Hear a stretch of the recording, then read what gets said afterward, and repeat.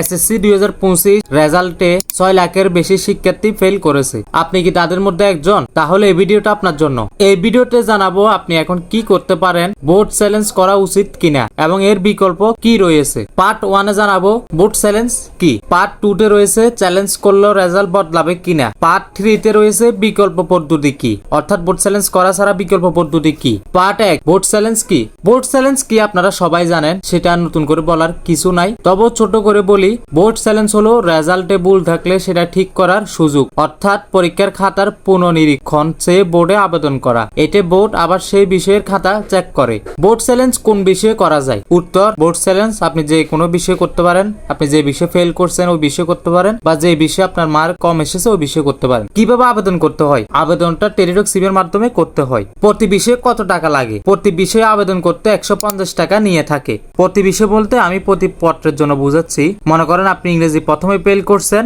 বা ইংরেজি দ্বিতীয়তে ফেল করছেন, যখনই আপনার রেজাল্টটা একসাথে দেখায়, ইংরেজি প্রথম দ্বিতীয় রেজাল্টটা একসাথে দেখায়, তখন অনেক সময় হয় কি আপনি বুঝতে পারেন না যে কোন বিষয় আসলে আপনার ফেল আসছে। তো আপনি যখন 2 পার্ট অর্থাৎ 2 পত্র বিশিষ্ট পরীক্ষা রয়েছে, যেমন ইংরেজি প্রথম ইংরেজি দ্বিতীয়, বাংলা প্রথম বাংলা দ্বিতীয়, হিসাব বিজ্ঞান প্রথম হিসাব বিজ্ঞান দ্বিতীয়, এরকম যেগুলো রয়েছে এগুলোতে যদি ফেল করেন তাহলে আপনার দোনো পত্রের জন্য আবেদন করবেন। আবেদন খরচ সরকারি ফি 300 টাকা। পার্ট 2 এ রয়েছে চ্যালেঞ্জ করলে রেজাল্ট বদলাবে কিনা। হ্যাঁ, অনেক সময় রেজাল্ট বদলিয়ে থাকে। আপনারা যদি একটু পুরাতন তথ্য বা এর আগের বোর্ড চ্যালেঞ্জ গুলো আপনারা একটু ঘাটাঘাটি করেন তাহলে দেখবেন অনেকেরই এরকম রেজাল্ট চেঞ্জ হয়েছে। বোর্ড চ্যালেঞ্জ করলে সাধারণত হয় কি, আমি আপনাদেরকে বলি, বোর্ড চ্যালেঞ্জ করলে আপনার খাতা যেটা থাকে ওইটা আবার নতুন করে কাটে না। আপনার জাস্ট যে তথ্যগুলো বা আপনি যে আনসারগুলো দিয়েছেন আনসারগুলো সঠিক কিনা ওগুলো দেখে, এবং অনেক সময় নাম্বারগুলো সবগুলো যোগ হয়েছে কিনা বা বাক্সিটে এন্ট্রি হয়েছে কিনা ওগুলো দেখে। এর বাইরে নতুন করে কিছু দেখে না বা খাতাও কাটে না। যদি আপনারা মনে করে থাকেন বোর্ড চ্যালেঞ্জ করলে আপনার মার্ক আগে থেকে কমে যাবে, সেটা ভুল ধারণা। সেটা কখনো হয় না। অনেক ক্ষেত্রে হয়, তবে বেশিরভাগ ক্ষেত্রে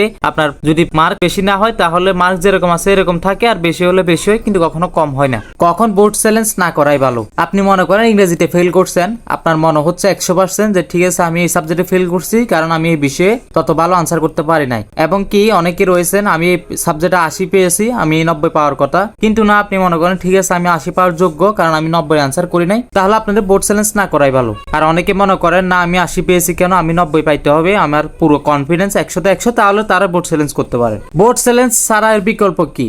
এর বিকল্প হতে পারে আপনারা প্রাইভেট পরীক্ষার জন্য প্রস্তুতি নিতে পারেন, বা প্রাইভেট পরীক্ষার সুযোগ রয়েছে। ভোকেশনাল বা কারিগরি শিক্ষাতে আপনারা নতুন করে জয়েন করতে পারেন, বা আপনারা যদি চান তাহলে ভবিষ্যতের জন্য প্রস্তুতি শুরু করার পরামর্শ দিব।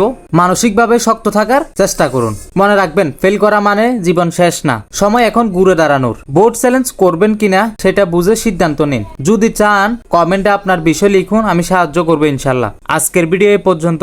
ভিডিওটা যদি ভালো লেগে থাকে একটা লাইক, একটা কমেন্ট, একটা শেয়ার করবেন। ফেসবুক পেজ থেকে দেখে থাকলে অবশ্যই ফলো করবেন। ইউটিউব থেকে দেখে থাকলে অবশ্যই সাবস্ক্রাইব করবেন, এবং এরকম নিত্য নতুন ভিডিও পেতে আমাদের চ্যানেলের সাথে থাকবেন। আল্লাহ হাফেজ। আসসালামু আলাইকুম রহমতুল্লাহ।